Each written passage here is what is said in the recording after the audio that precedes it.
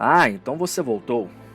Quer ouvir os meus relatos sobre os seres naturais e sobrenaturais de Custódia, certo? Pois bem, é verdade que antes que eu acompanhasse o penitente em sua jornada, eu já pesquisava os diversos textos deixados por Cleofás, bem como outros documentos perdidos, ou não, através da história do mundo, seja pagã, filosófica, divina ou infernal. Chegou a hora de compartilhar finalmente meus relatos com você. Vamos começar?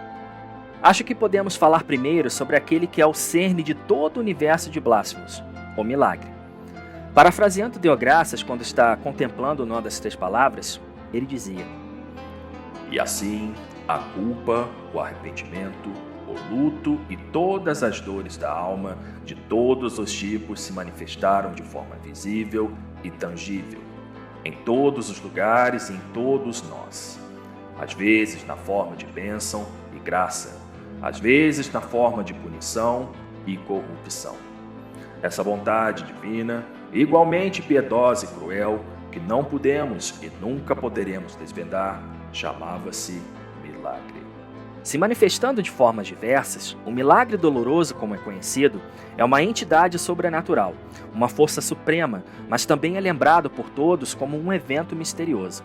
Ele é a causa central de muitos dos eventos ocorridos em Custódia, especialmente pelas mutações grotescas ou não de vários habitantes. Segundo os textos de Deogracias, a primeira manifestação do milagre doloroso foi justamente na grande árvore conhecida como Nó das 3 Palavras, que eu já vou lhe explicar como começou. Continuando, o efeito que o milagre desempenha em toda a população está além das alterações físicas, até o espaço-tempo é afetado. Dizem que o tempo passa de modo diferente em Custódia, e evito pensar em tal afirmação para não ser acometido pela loucura.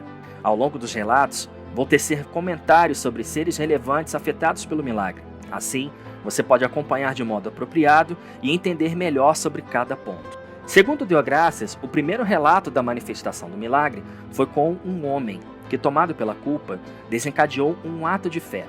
E o mesmo seria o símbolo de adoração de todo o povo de Custódia. Eu estou falando daquele que ficou conhecido como o Retorcido.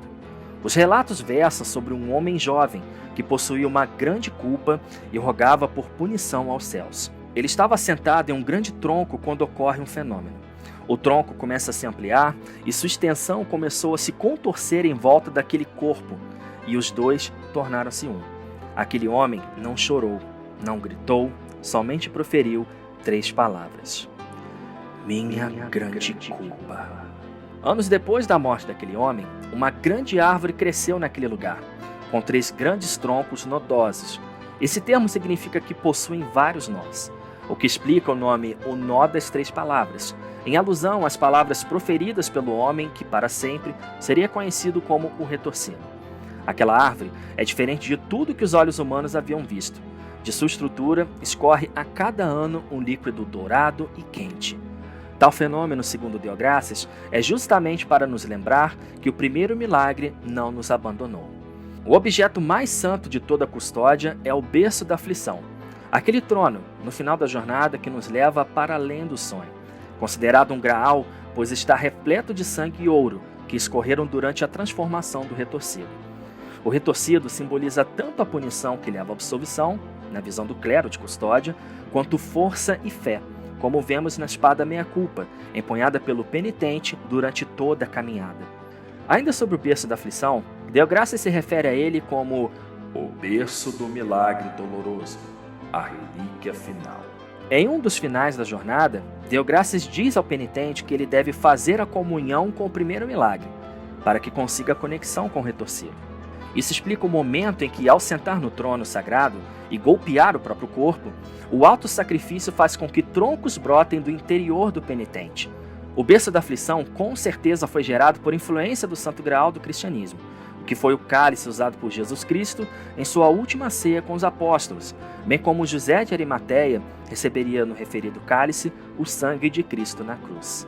Sem dúvidas, a personagem mais enigmática de toda a Custódia, Desamparados aparece em um único ponto-chave de nossa história. Afinal, ela é responsável por guiar o penitente ao encontro da espada meia-culpa. Ela aparece somente no quadrinho chamado Blasphemous, ou Ajoelhado. Desamparados é sem dúvida uma personagem misteriosa e intrigante. Dotada de grande beleza, ela foi amaldiçoada pelo milagre por razões desconhecidas. Sua beleza e juventude foram seladas em um retrato, que fica preso em suas costas, condenando-a a vagar como um cadáver ambulante por toda a eternidade. Diante disso, ela decide ajudar o penitente, o guiando até o santuário, onde está a única arma capaz de subjugar o milagre, a espada Mea Culpa. Desamparados foi claramente inspirada na obra mais famosa do grande escritor Oscar Wilde, O Retrato de Dorian Gray. Porém, o destino dela é ainda mais cruel que o personagem do clássico literário. O símbolo máximo de toda a jornada do penitente. Essa espada é um item crucial para toda a trama e é a grande responsável pelo fim do reinado sombrio e brutal de sua santidade escribá. A espada Mea Culpa nasceu de um ato de penitência, onde uma mulher devota clama ao milagre por uma punição, batendo contra seu corpo com uma pequena estátua do retorcido. Seu pedido foi tão fervoroso que o milagre se manifesta, fazendo uma espada nascer da estátua, ferindo mortalmente o corpo daquela mulher, que cai de joelhos, se transformando em pedra. Futuramente, o penitente chegaria até a chamada Estátua da Pedra Ajoelhada e retiraria a meia-culpa do coração daquela mulher. Há um simbolismo muito grande em todo gesto: sacrifício, entrega, penitência e punição. A meia-culpa é ornada com espinhos e galhos, que nascem da efígie do retorcido, que passa a ser o cabo daquela espada santificada. Ao começar a jornada, o penitente recebe um espinho de Deograças, que diz que ele deve ser anexado à espada, causando dor toda vez que for empunhada, para expurgar toda a culpa dos seres que o penitente enfrentaria durante toda a jornada. A meia-culpa definitivamente é um símbolo de penitência, onde a espada se fez presente e sua lâmina seria o juiz. Um dos grandes símbolos de fé de toda a história de Custódia, mas também envolto em muitos mistérios. Como eu disse, a pedra do ajoelhamento nasce a partir do gesto de uma mulher tomada pela culpa. A mulher possui semelhança com Maria, mãe de Jesus Cristo, então por que não pensar que ela poderia ser mãe do retorcido ou até mesmo de escribá? Sua estátua é coberta de flores roxas que nascem e caem incessantemente, e fica em um santuário nos confins da Irmandade do Pesar Silencioso, esperando por aquele que usaria clamar a espada para si, sendo o detentor de toda a culpa que seria expurgada. Aos que estudam ou têm a curiosidade sobre possíveis referências na Bíblia cristã, cito duas passagens que podem dar ainda mais significado, tanto no gesto da mulher fervorosa, quanto às propriedades da meia-culpa em combate, inclusive os variados corações que podem ser equipados nela. Extraído do livro de Salmos, capítulo 149, versículo 6. Nos seus lábios estejam os altos louvores de Deus, nas suas mãos, espada de dois gumes. Extraído do livro de Hebreus, capítulo 4, versículo 12. Porque a palavra de Deus é viva e penetra até o ponto de dividir alma e espírito, de juntas e medulas, e é apta para discernir os pensamentos e propósitos do coração. O guerreiro que escreve toda a história com sua espada. O penitente é um personagem marcante. Sua armadura, banhada em prata, e seu design tem muito dos preceitos católicos tradicionais, como o cinto de cordas, por exemplo, que simboliza castidade, mas também força e potência. Seu rosto não é visto, pois ele renunciou ao seu nome e fez voto de silêncio, mas creio que a principal influência em sua concepção foi Balduíno IV, que foi rei em Jerusalém no ano de 1174.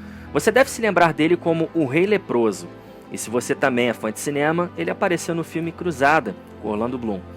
Balduíno usava uma máscara que escondia seu rosto devido a um quadro de lepra que começou desde a sua adolescência.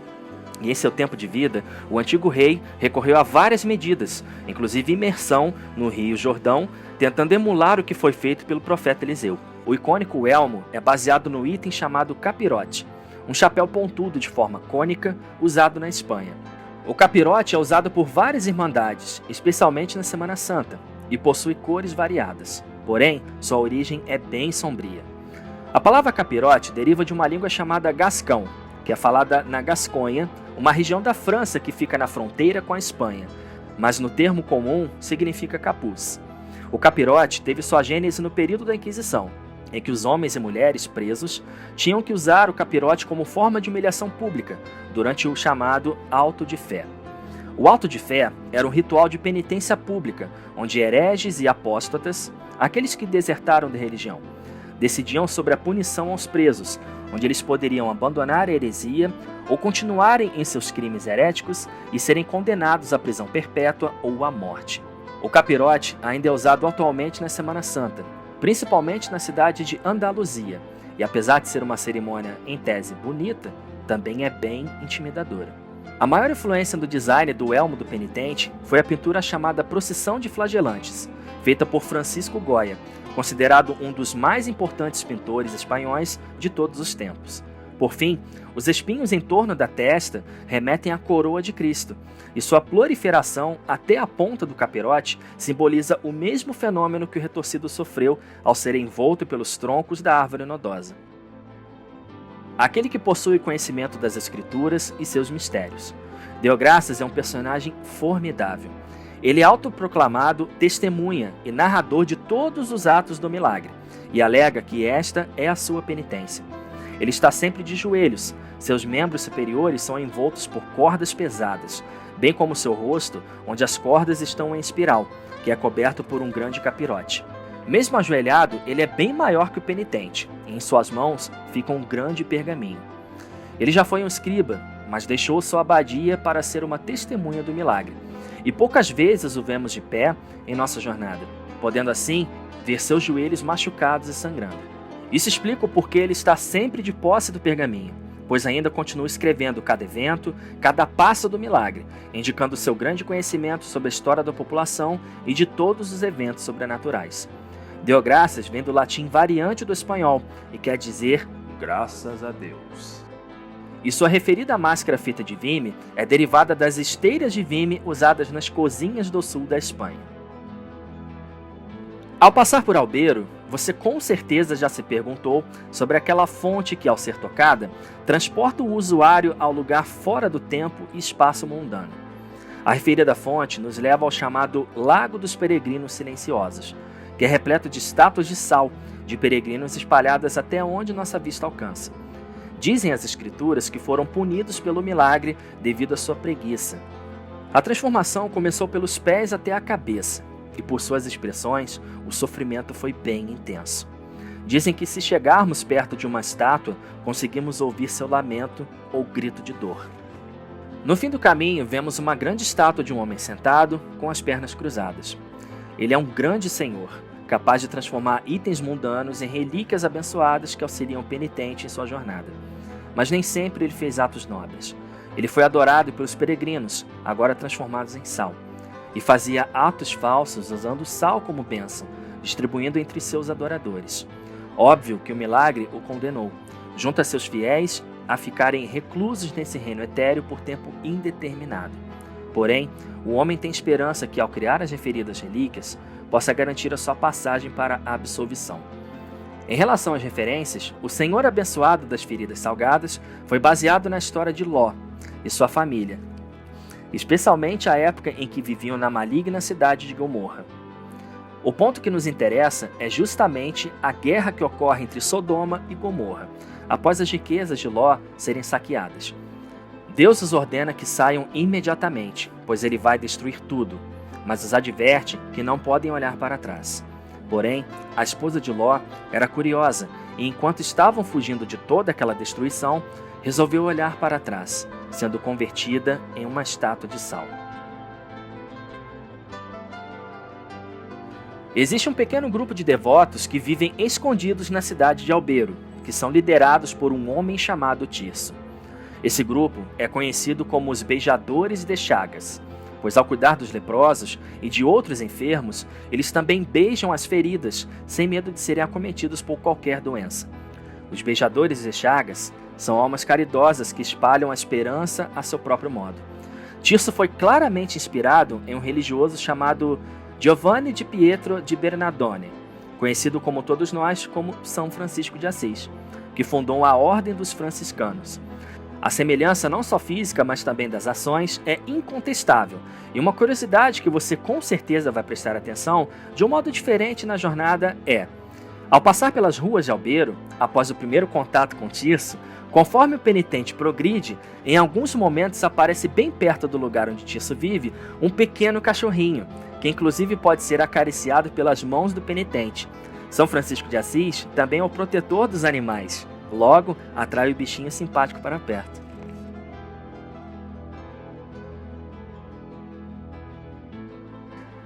Ao chegar nas colinas nevadas onde as oliveiras secam, encontramos um prisioneiro dentro de uma grande estátua de metal, onde ficam expostos apenas parte de seu rosto, seu braço direito que está fora do abdômen de metal, sua mão esquerda e seu joelho esquerdo. Este homem se chama Gêmeno. Ele foi colocado nesta condição por membros do clero, condenado por um ato criminoso. Gêmeno, enquanto percorria o caminho tortuoso até sua sentença final, pisou em uma azeitona caída, já que a neve ainda não a tinha coberto. Ele sentiu algo diferente ao olhar aquela azeitona e a guardou em seu punho fechado, sem que seus captores percebessem. Ele então finalmente teria algo que valorizaria, que poderia chamar de seu. Em nossa jornada, o único modo de salvar Gêmeno de seu destino final é conseguindo um óleo quente encontrado apenas no topo do convento de Nossa Senhora da Face Chamuscada.